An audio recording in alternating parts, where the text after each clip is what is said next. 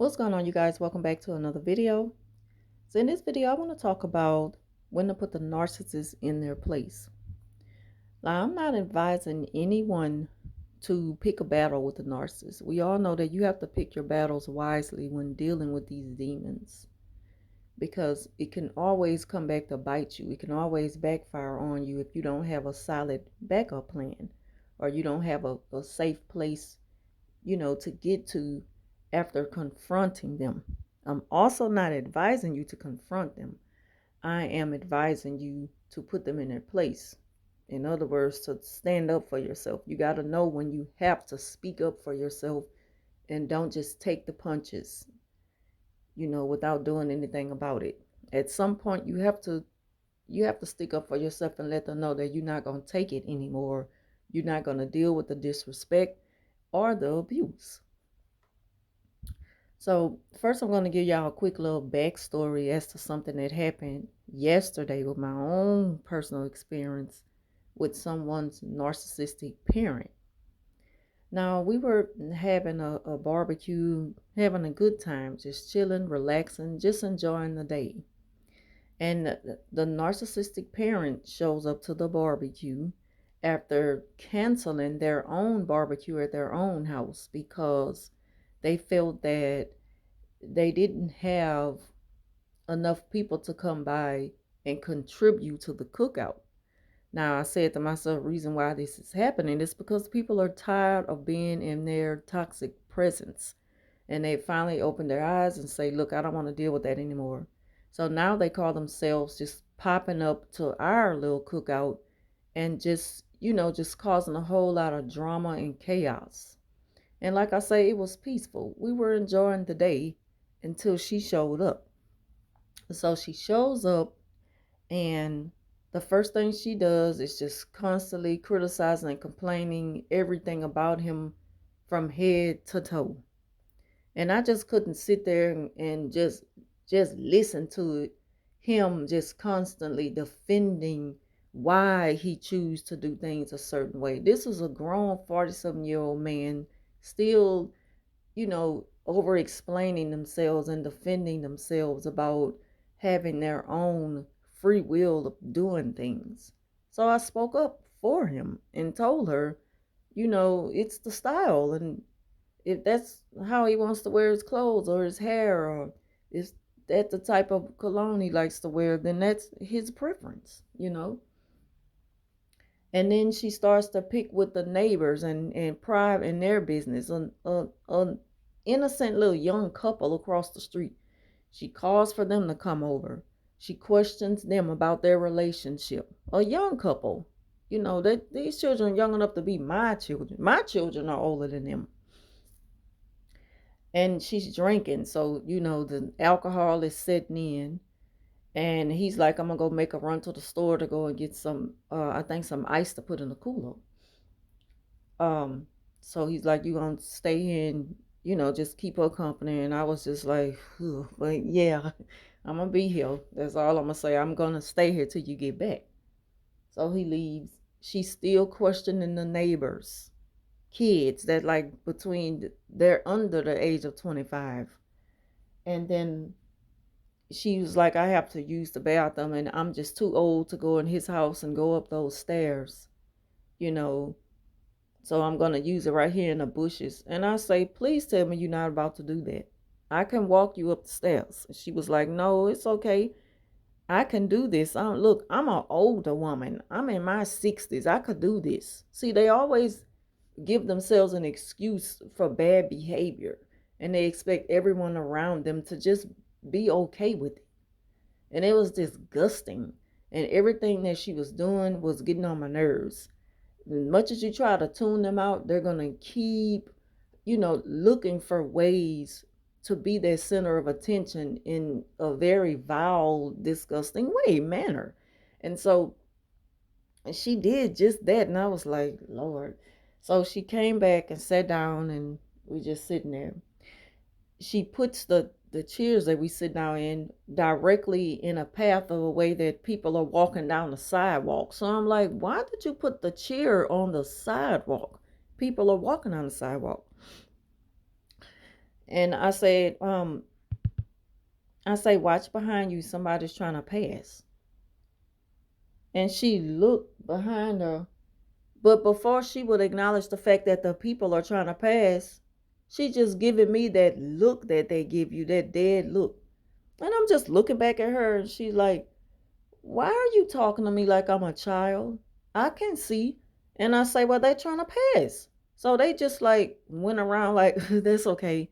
And they went around her and I'm just looking like, what is your problem? So after that, um, she couldn't let that moment go because y'all know they don't know how to let things go. They don't know how to be corrected. So she was like, what I don't understand is why did you tell me to move my chair? People are trying to pass. There was enough for room for them to pass. I wasn't completely blocking the sidewalk. And I say, well, that's why we got the chairs in the yard, in the grass. We don't have them out on the sidewalk. Like, why would you put the chair way out on the side? They just need so much attention. They do some of the stupidest things just to be seen, to show you, oh, look at me. I'm different. I'm going to do it my way. I'm going to do it this way. I'm better than y'all. I'm a queen. I'm a king. I got to stand out from everyone else. They do things like that. And she hated the fact that she was in someone else's way.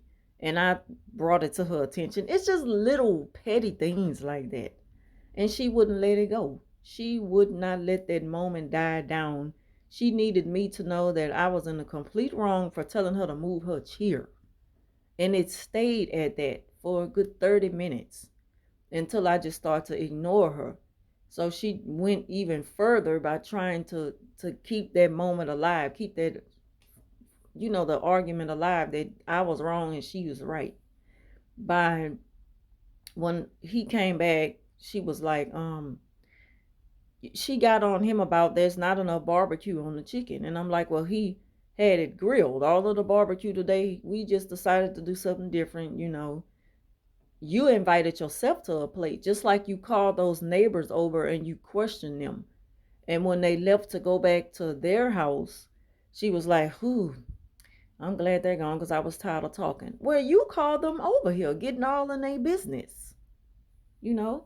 And then when he made it back, she got on him about not being happy with the plate that he fixed her. I was like, it's just no pleasing narc parents. And you can see how much they damage their children because I'm literally just watching him cringe and trying to make sure before I open my mouth, I selectively pick the right words that I'm gonna say to this woman to please her, to make sure that she don't. Even at one time he was like, the reason why I didn't call her back is because all the text messages she sent me, and it's just like she working my nerves, and I say, it's gonna be like that until you answer her. Just because that's your mother doesn't mean she have the right to disrespect you and speak to you in that certain way, that she just talking to you like you're a child. And not only that, it's just the manner in which she chooses to communicate with you is like abuse. And he said, yeah, I just don't feel like being chopped down today. And I'm telling you, they really will wear you down by speaking to you about the same thing. And it's always something that's just unpleasing to them, constantly criticizing and complaining about your appearance, the way you choose to do something. She wouldn't let it go that it wasn't enough of barbecue sauce on her food. And I was like, well, he didn't have much to put on there. It would have been a stretch and it still would have cooked off. And she was like, that's not the point. And he know how I like my food. I specifically said, make sure I have sauce. And I was like, she didn't say that. Because I heard the conversation. She didn't say that. Like, it shouldn't have even mattered. If you want barbecue sauce on your meat that bad, go buy some from the store and put on there, or put it on there yourself when you get to your house. Because it's not that serious. And she just carried out so bad and made a big scene out of that. The alcohol, was obviously she was tipsy, and she was just doing crazy things to just steal our moment. She just completely took over the day. That's what narcissists do. Now, I just want to talk about how to put them in their place. I mean, she did a whole lot more than that. I'm not even about to go too deep in on it. I want to talk about how to put them in their place. So she started with me. She had to end it with me because she wasn't done with the fact that I told her to move that chill. I'm telling y'all, they don't let go of nothing. You gonna face these consequences of putting me in my place. That's how they feel. So she was like, when she got ready to leave, well, you don't have this to give me. She all in his pantry. Give me this, give me that. I like to snack on this, I like to snack on that. And for him to just get her out of the way, he's like, take it, just take it. And I was like, was she wrong for? But I just kept it to myself because that's her son. So when she left out the door, she was like, so, well, y'all be good. I'm about to go. And she had turned back, looked at him, and pointed at me and say, I don't owe and I don't F with your woman no more. I don't mess with her no more because she disrespected me. So you better tell her about herself because I'm your mama. You don't talk to me like I'm a child. I don't know what make her think she had to tell me what to do. You my son. And she still got to get to know me. And she just was saying things. I'm like, and I said, where they come from? I was just like, here you go, here you go, here go that narc moment.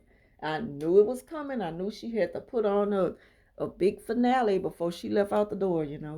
And so she called herself trying to text me later on. And, after he was like, she didn't disrespect you, man. You tripping.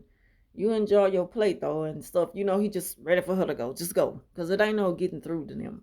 And I just could sympathize. I feel sorry for anybody who has to come up under that and kind of still going through it. All I could do is just give them the best possible advice on how to deal with a narc parent, and I tread lightly even with that because on the strength of that is still his mother. But anyway, she just kept on blowing up my phone. I ignored it. I'm like, I'm through with you. The little Easter gift you call yourself having for me that you threw together real quick a few days ago, and it's still sitting in his car. You can have it back. I don't want it. I don't even know what it looked like, but I don't want it. Um, and I don't want it. I'm done with you. We really can't communicate because I'm not going to be dealing with this. I got zero tolerance for this foolishness. You really don't know me, when it comes to dealing with people like y'all.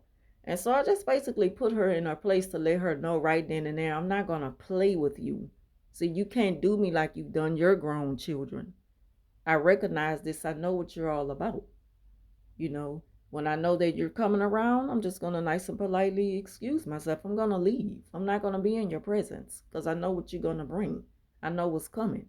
And so that's how I put her in a place. And that's how you got to put them in their place right away. You can't let it linger on and just be like, I'm just going to play right along with her because I know that she was drunk, and just give them excuses for their behavior. You got to let them know you were wrong, and you just want to have your way in a moment, and I'm not going to give you that, and you're not going to make me feel bad.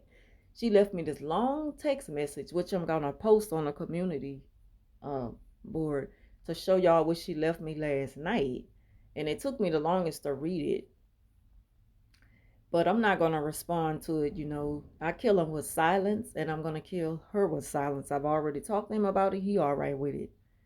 you know he just gonna have to find his way of dealing with his mom in order to keep the peace for himself, because I can give him all the best possible advice, but he gonna have to figure it out.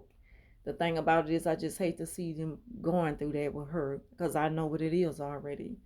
But I quickly put her in a place to let her know, you're not going to handle me like that. You're not going to disrespect me.